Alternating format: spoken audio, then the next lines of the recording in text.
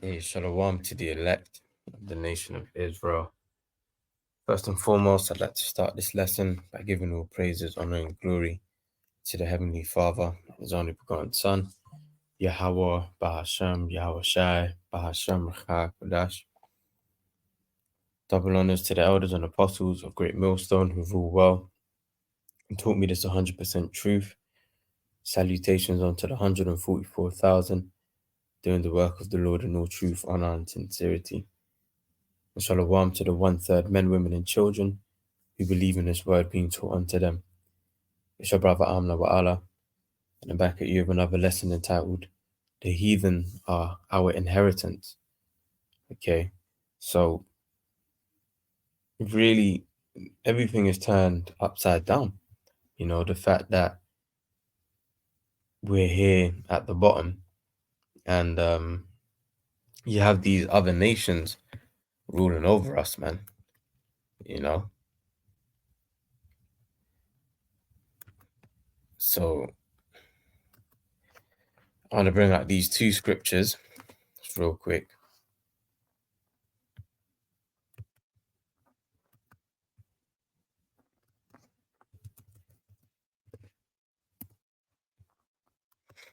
So this is Isaiah 29 and verse 16. It says, surely your turning of things upside down shall be esteemed as the potter's clay.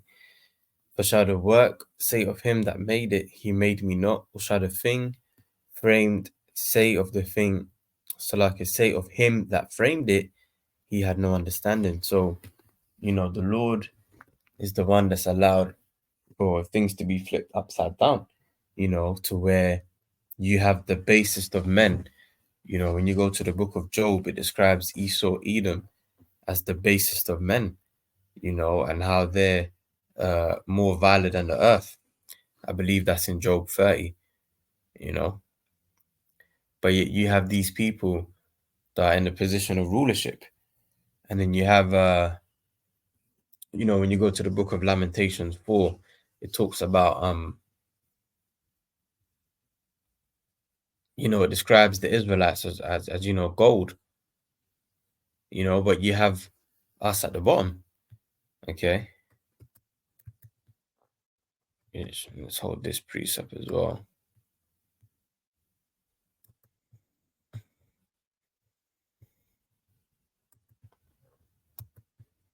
You know, I had some precepts lined up already, man, but through the spirit and power of Yahweh Hashem Yahshai, more is coming.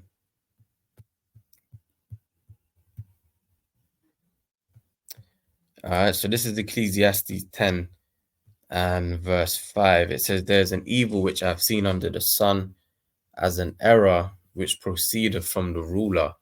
Folly is set in great dignity, and the rich sit in low place. Now, who are the rich? You know, the rich are the Israelites. Okay, beginning with the elect, the ones that have this truth.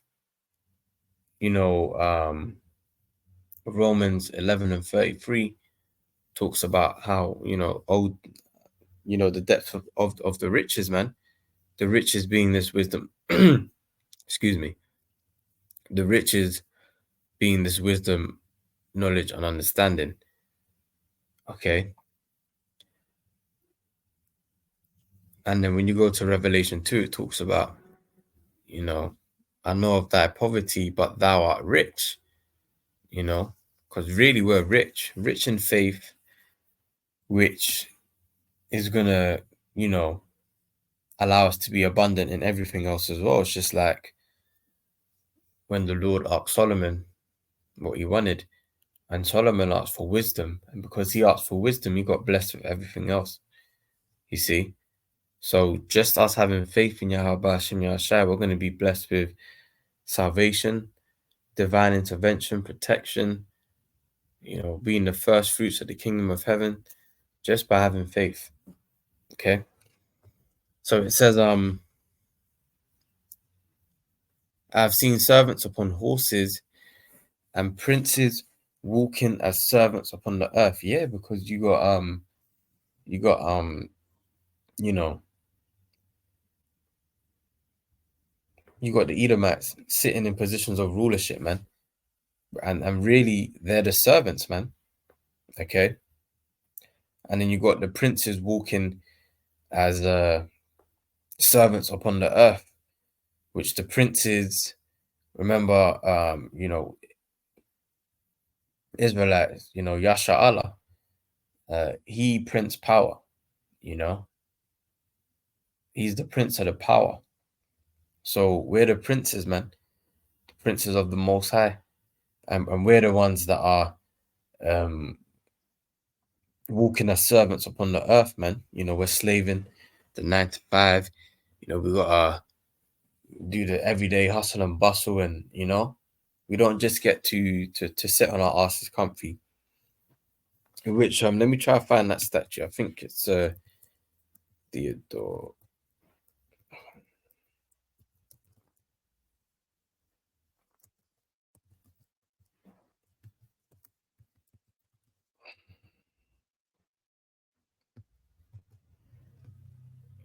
Yeah, here you go.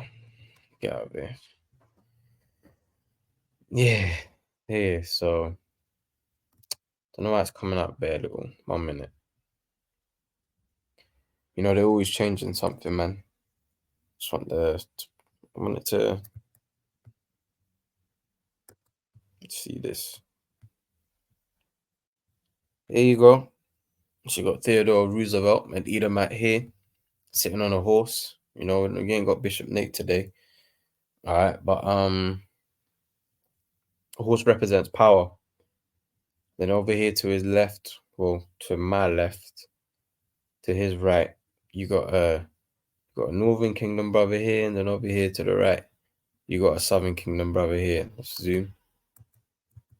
Hold on. Okay, just the more I can zoom. But here you can see, and look at that proud look on that Edomite's face. Just look at that proud look, man. Oh yeah, there you go.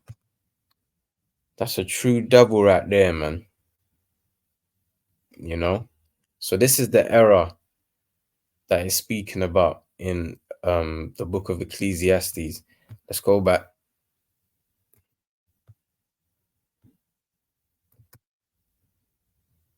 Ecclesiastes 10 and 5. There's an evil which I have seen under the sun, as an error which proceedeth from the ruler. It says, folly is set in great dignity, and the rich sit in low place. I have seen servants upon horses, and princes walking as servants upon the earth.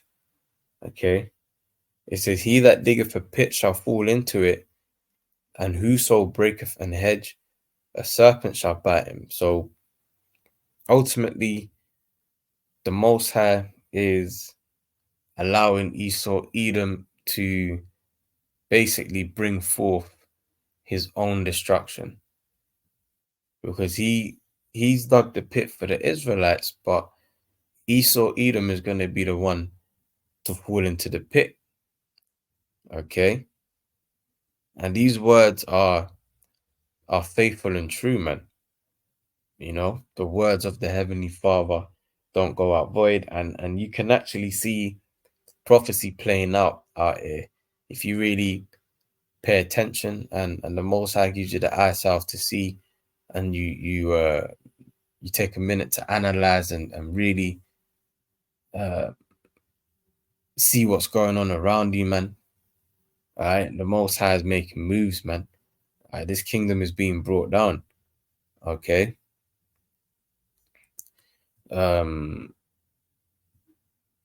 This is Second Ezra chapter 6 and verse 54. And after these, Adam also, whom thou madest Lord of all thy creatures, of him come we all, and the people also whom thou hast chosen, which should be the Israelites, beginning with the elect. All this have I spoken before thee, O Lord, because thou madest the world for our sake. So this world is made for the sake of the Israelites, man. But what the Most High has done is that He's allowed all these other nations to have their fun, to have their opportunity to rule, for them to become an example of of how not to rule. That America's going to be that ultimate example, because you're going to have Babylon the Great, that's destroyed and never to be inhabited again. But that landmass of America will still be in the kingdom as an example of what happens when you rule the world in wickedness. Okay. There was a scripture that came to mind, but I kept speaking and I forgot, man. Yeah, the Wadi Habashim Yashai. That was it. But you know what I can do? You just tap here.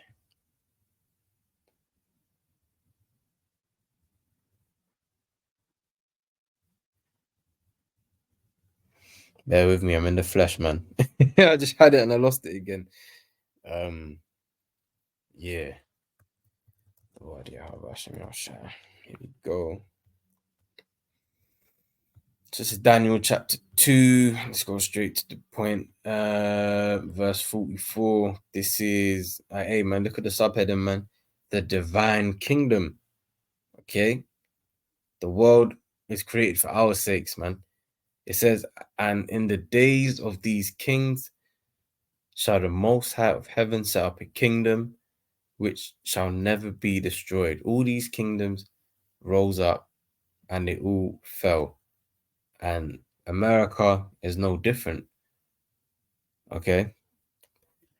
And the kingdom shall not be left to other people, but it shall break in pieces and consume all these kingdoms, and it shall stand forever.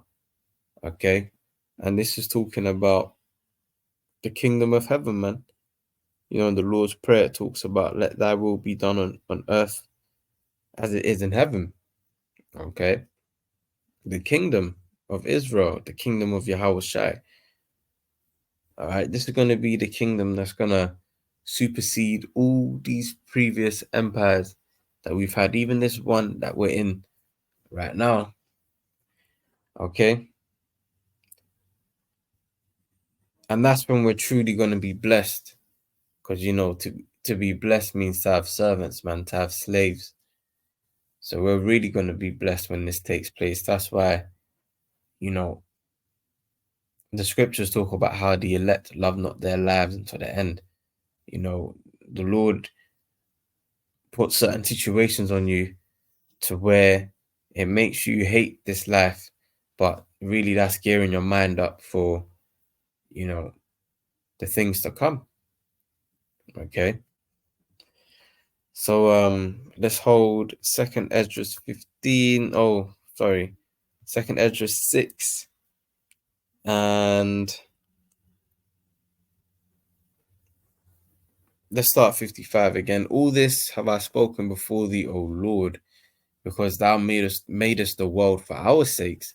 As for the other people, which also come of Adam, thou hast said that they are nothing, but be like unto spittle. And you can also get that in, I believe that's Isaiah 40.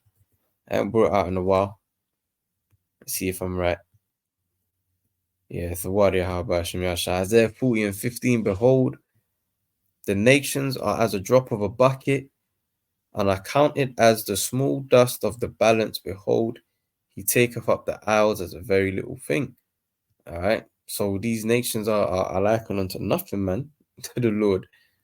Okay, it's all about the Israelites, man. The world was created for our sakes. Let's see what it says in another version. This is the NLT. It says, no, for all the nations of the world are but a drop in a bucket. They are nothing more than dust on the scales. He picks up the whole earth as though it were a grain of sand. All right. So yeah, you get the point, man. These other nations, you know, and when the scriptures say Moab is my wash pot, man. You know. Second Ezra 6 and 56. As for the other people which also come of Adam, thou hast said that they are nothing but be like unto spittle, and has likened the abundance of them unto a drop that falleth from a vessel. And now, O Lord, these heathen which have ever been reputed as nothing have begun to be lords over us and to devour us. They've completely devoured Jake, man. They've got Jake into nigger culture. Hey, man, I just watching, and I don't really watch them videos, yeah. But I mean, it came up on the timeline, you know, that popping balloon show, man.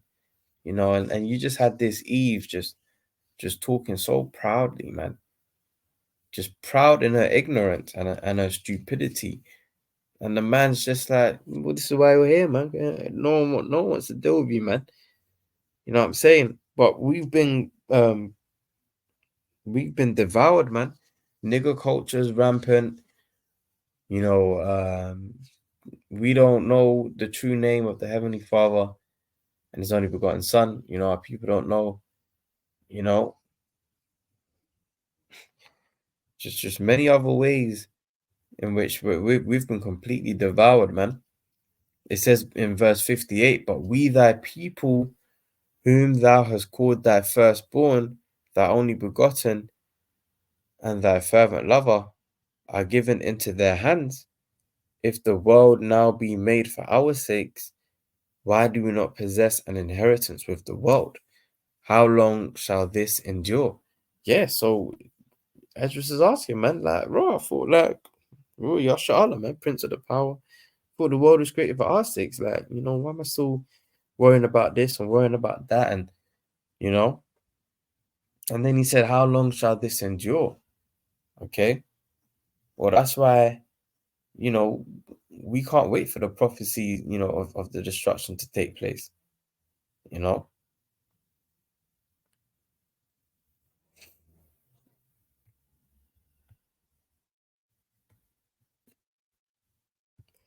So let's hold Second Ezra 15 and verse 1, and it reads, behold, speak thou in the ears of my people the words of prophecy. 1 minute.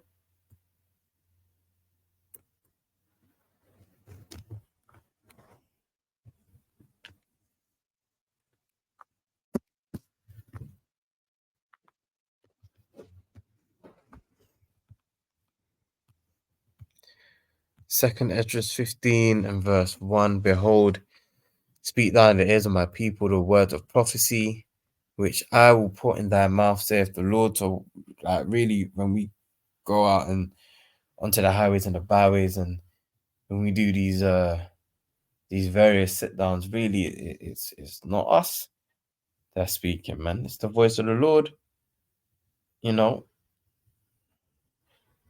and that's a mystery for some people.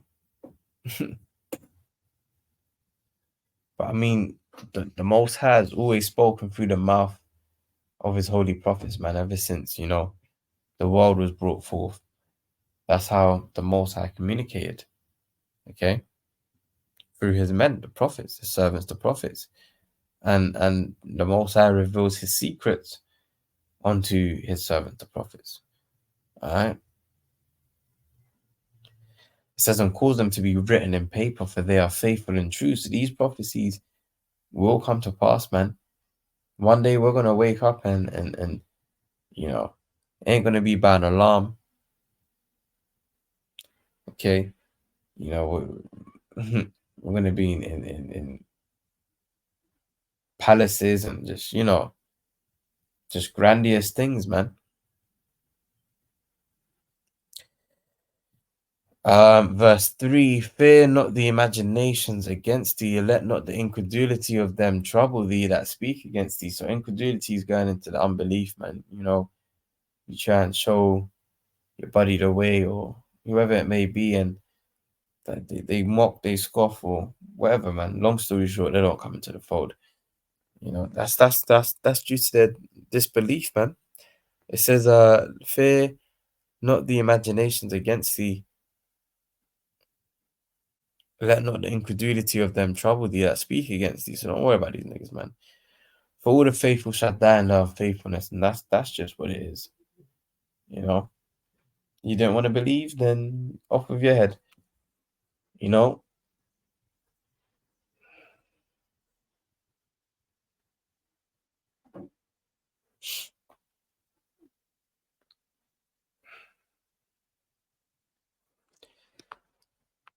Uh, okay, let's get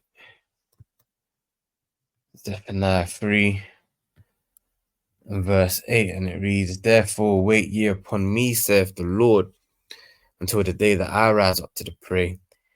For my determination is to gather the nations, that I may assemble the kingdoms, to pour upon them mine indignation, even all my fierce anger, for all the earth shall be devoured with the fire of my jealousy."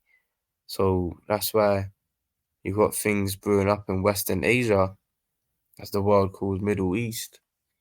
And ultimately, that's where World War III is going to take place. Okay? And the Lord is rounding up all these nations to join together in battle over in that region. And then and the scriptures talk about how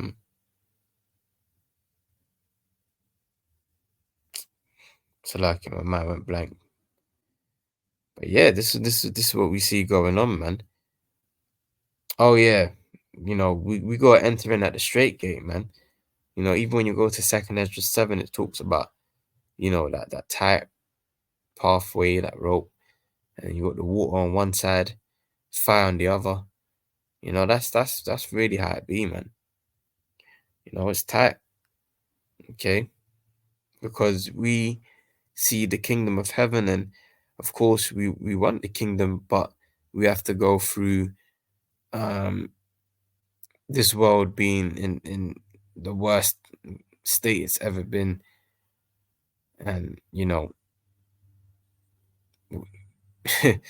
we're gonna need like miracles to take place and things of that nature to deliver us, man. But you know, we need to go through that test. The MOTB being made mandatory, yeah, and us not bowing down to that beast system. In order for us to enter into the kingdom, we need to go through all of those things, man.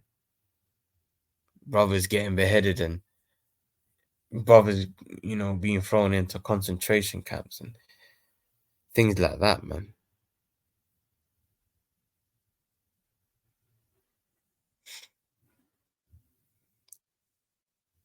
But this is all happening for our sakes, man. So when you see this war going on and all of that, it's really so that we can enter into the kingdom, man. Okay?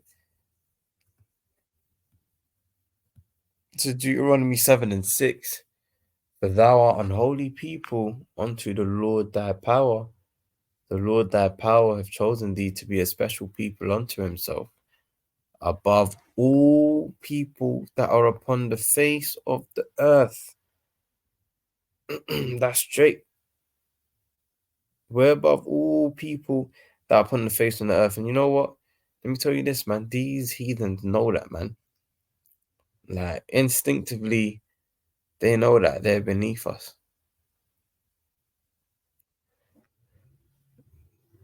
But they've set up a system as to where they can thrive. And Jake, if you want to thrive, you got to get on his knees and come back to tower.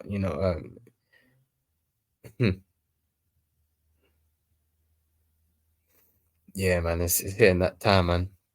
As you can see, it's 12:11. You know, but I'm gonna lock off soon anyway, man. But let's keep pushing on. So like, but yeah, like, long story short, we're above all these nations, man. Okay, and he even says the same thing in First Peter 2 and 9. All right, because you got guys. Oh, but that's the Old Testament. All right, well, here's the New Testament. 1 Peter 2:9. But ye are a chosen generation, a royal priesthood, and holy nation, a peculiar people. All right, we're very strange people, man. We're very different.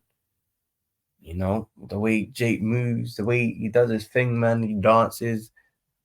You know, all the different talents that Jake has, man. We're very strange, man. We're very different. All right,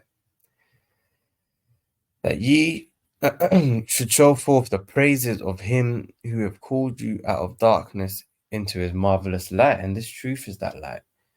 And we've been called out of that darkness. Okay. And we're spreading the gospel, man. Okay. And we're letting you know what it is. All right. Whether you like it or not, this is what it is. We're the people of the book. Okay. And the people, the real people of the book are getting ready to, you know,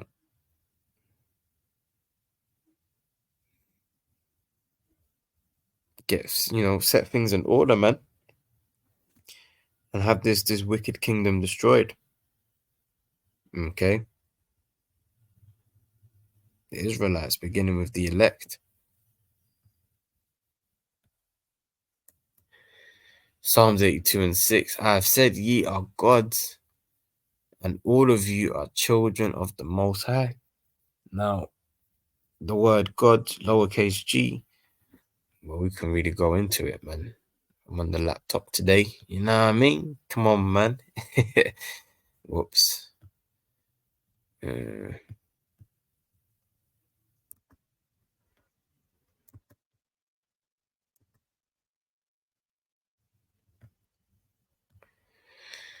So Strong's H 43. Strong's H 430. Now obviously it's Alahayim, but let's hear how they pronounce Elohim. Elohim. Strong's H 430, entry 1. Eloach. Eloach. Second entry. Elohim. Elohim.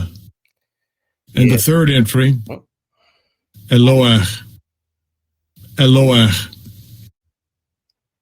Yeah, so really the word is Alahayim, which Allah means power, like a god. And then the Hayim makes it plural. So the Alahayim, the gods, it says here, the rulers, the judges, the divine ones, the angels. We ain't got no goddess around here. Well, really, because our women, they're also gonna be under the new covenant as well, man, and they're gonna be changed also. So, yeah, I guess you could say goddess, because they're gonna have spiritual power too, and you know. But yeah, man, point is rulers, judges, divine ones, angels, so we're gonna be those judges, man, because the other nations aren't gonna be under the new covenant. So, you're still gonna have sin happening in the kingdom. You're still gonna have other nations, trying to be moles and committing adultery and murder, and then we're, the judges, the rulers. We're gonna have to come forth with that judgment, man, and that's how it's gonna be for eternity.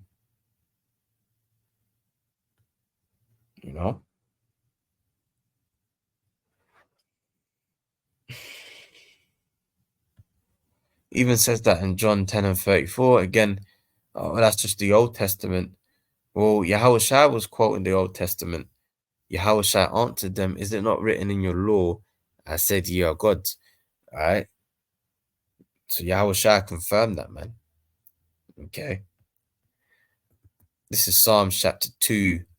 And let's start verse 1. It says, why do the heathen rage and the people imagine a vain thing? Yeah, because you got the heathen thinking that China's gonna be the next superpower.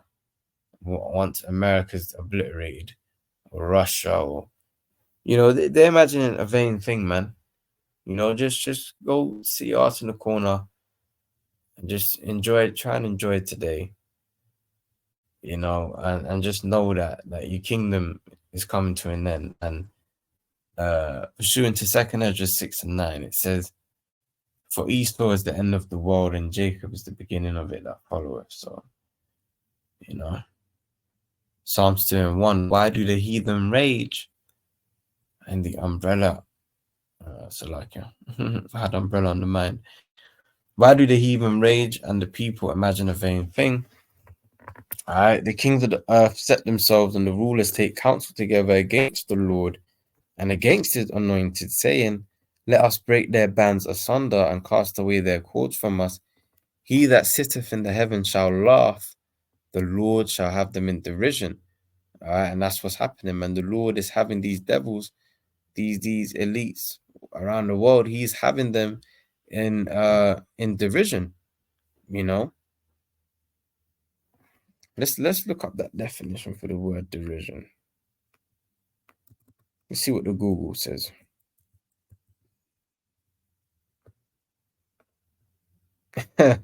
Contemptuous ridicule or mockery. So yeah, the Lord is pretty much mocking these other nations, by how he's basically setting it up to where they're ultimately going to take out their own kingdom, man.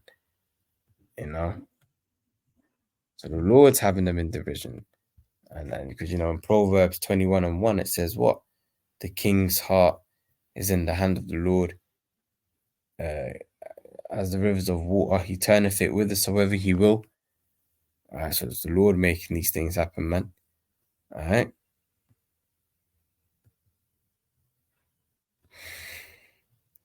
Verse 8, ask of me, and I shall give thee the heathen for thine inheritance, and the uttermost parts of the earth for thy possession. So this is what we're doing, man. We're locking in, man. And we're trying to, have a piece of the pie, man. Being joint heirs with Yahushua. Okay. So thou shalt break them. Says thou shalt break them with a rod of iron. Thou shalt dash them in pieces like a potter's vessel. We're gonna deal harshly, man, with you other nations, you heathens. Especially you Edomites, man. You Edomites are gonna get real bad. Trust me, man.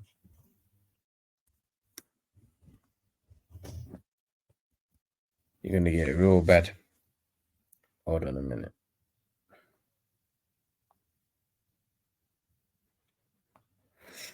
Facts.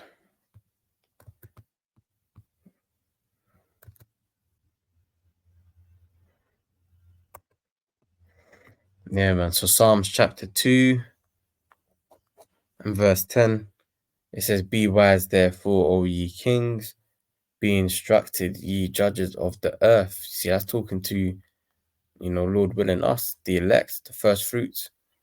Okay. It says, "Serve the Lord with fear and rejoice with trembling." The fear of the Lord is the beginning of wisdom, right? But fools despise knowledge. It says, "Rejoice with trembling, kiss the Son, lest he be angry and perish from the way, when his wrath is kindled but a little. Blessed are all they that put their trust in him." So all these people that don't put their trust in the Lord, they're going to be ashamed. Okay. But point is, man, we're going to have these other nations, man. Okay. They're our inheritance. We're going to be ruling over them. You see? Isaiah 2 and verse 1. The word that Isaiah the son of Amos saw concerning Judah and Jerusalem. And it shall come to pass in the last days that the mountain of the Lord's house shall be established in the top of the mountains. We're going to be, that head government, man. Ruling over all the other lesser governments of the, which will ultimately be under, you know, this vibration, our vibration. Okay. And shall be exalted above the hills, and all nations shall flow unto it, man. So all nations are going to be flowing unto the land of Israel, make Israel great again, as they say of America. Well, it's going to be great again once the true people of the Lord are back, the real Israelites. Okay.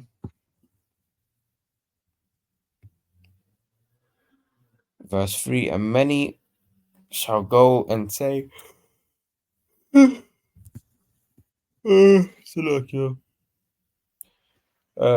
ye and let us go up to the mountain of the Lord, to the house of the power of Jacob, and he will teach ways. Salakia, man. Forgive me. Where was I?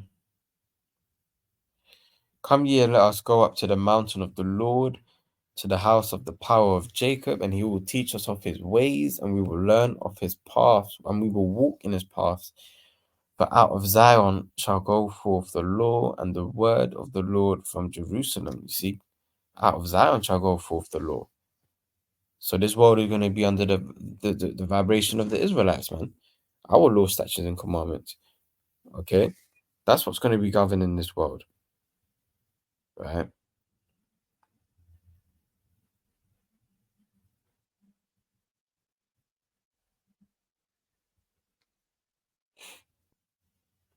It says, and he shall judge among the nations, and shall rebuke many people, and they shall beat their swords into plowshares, and their spears into pruning hooks. Nation shall not lift up a sword against nation, neither shall they learn war anymore. And because they're going to be in complete servitude to us, man. So whenever they do get some spare time, it's going to be trying to better those wounds, man. Okay? Because we're going to fuck you up in the kingdom. Facts.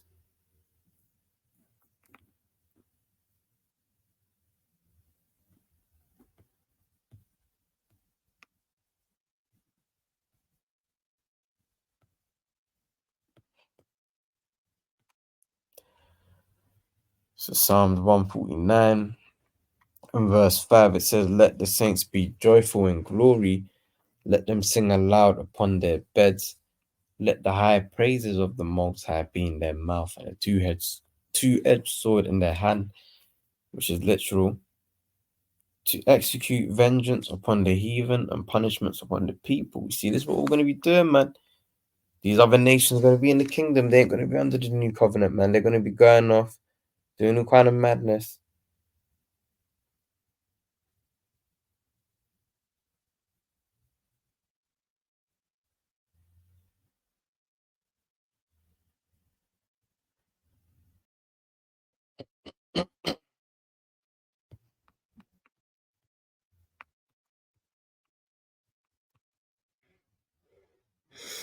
Hey, Salakia Akim, man. Once again, it's it's about that time,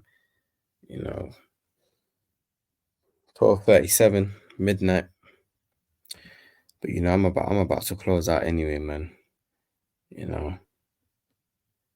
Yeah, so Psalm 149 and 7, to execute vengeance upon the heathen and punishments upon the people, to bind their kings with chains and their nobles with fetters of iron, to execute upon them the judgment written, dishonor have all his saints, praise ye the Lord.